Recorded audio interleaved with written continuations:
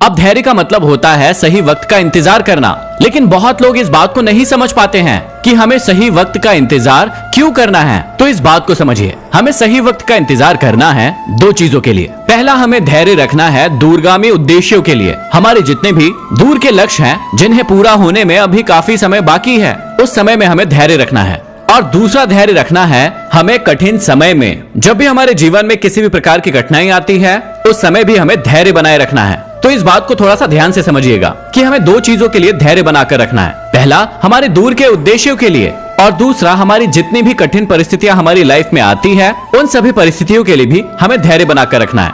और धैर्य बनाने का साफ सा मतलब है सही वक्त का इंतजार करना। इस बात को आप अपने दिमाग में डाल लीजिए। अब कई लोग इस शब्द को जानते हैं लेकिन ठीक तरीके से उस शब्द का प्रयोग अपने जीवन में नहीं करते हैं। बहुत सारे लोग उस बंदर की भांति हो जाते हैं जिस बंदर ने एक लड़के को आम खाते हुए देखा। अब उस बंदर को पता था कि इस आम से एक गुठली निकलेगी, उस गुठली को यदि मैं जमीन में गाड़ूंगा तो उसे एक पेड़ लगेगा और उससे मुझे बहुत सारे फल खाने को मिलेंगे। अब जब उस लड़के ने उस गुठली को फेंक दिया तो वो बंदर जल्दी से गया और उस गुठली को उठा लिया और जल्दी से एक गड्ढा खोदा और उस गड्ढे में उस गुठली को गाड़ दिया और उसके ऊपर से मिट्टी डाल दी और पेड़ के ऊपर जाकर बैठ गया। अब पेड़ के ऊपर जाकर बैठ गया और देखने लगा कि ये पेड़ कितनी देर में उगेगा, उससे फल कब आएंगे और मैं उसे खाऊंगा। लगभग आधे घंटे का समय बीत गया लेकिन वहां से कोई पेड़ नहीं आया। अब बंदर परेशान हो गया, विचलित हो गया कि यहाँ से तो कोई पेड़ निकल ही नहीं रहा है, अब मैं क्या करूंगा। अब उससे रहा नहीं गया, वो नीचे कूदा और उसने उस गड्ढे को वापस खोदा। उसने गुठली को निकाल लिया और उसने सोचा शायद से गड्ढा ही खराब है इसलिए कोई पेड़ अभी तक आया नहीं है।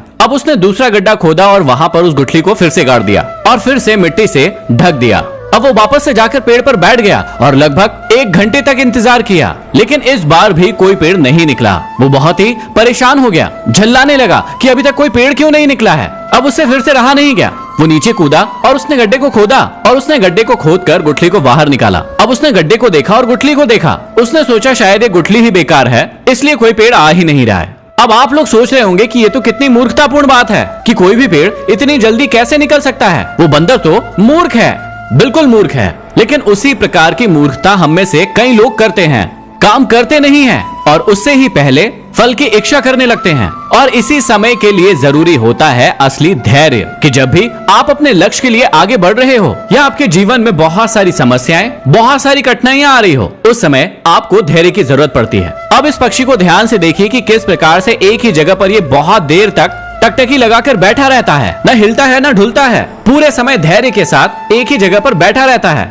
क्योंकि इसे पता है यदि मैं धैर्य नहीं रखूंगा तो मैं खाना नहीं खा पाऊंगा, आज मुझे भोजन बिल्कुल नहीं मिलने वाला है। सिर्फ और सिर्फ उसके धैर्य के कारण ही उसे उसके दिन का भोजन मिलता है। यदि वो धैर्य ना रखे तो उस दिन वो भूखा ही रह जाए। अब शेर को भी ध्यान से देखिए, यदि ये शेर धैर्य ना रखे और धैर्य के साथ एक जगह ना बैठे और ना तकता रहे तो ये भी भूखा रह जाएगा क्योंकि ये कभी भी इस प्रकार से शिकार नहीं कर पाएगा। उसके धैर्य के कारण ही वो अच्छा शिकार कर पाता है और खुद के साथ अपने पूरे परिवार का पेट भर पाता है। यदि ये सब्र ना रखे तो इन्हें कभी भोजन मिल ही ना पाए और यदि भोजन नहीं मिलेगा तो बहुत ही जल्दी ये मर जाएंगे। उसी प्रकार हमारे जीवन में भी हमें अपने लक्ष्य को प्राप्त करने के लिए बहुत ज्यादा धैर्य की आवश्यकता होती है और यदि हम उस धैर्य को रख के काम करते हैं तो हम अपने जीवन में सफल होते हैं। हमेशा अपने जीवन में याद रखिएगा कि कठिन परिस्थिति में आपका व्यवहार लोगों को दिखाता है कि आपका चरित्र कैसा है और आपके चरित्र में सबसे पहली चीज होना चाहिए सब्र।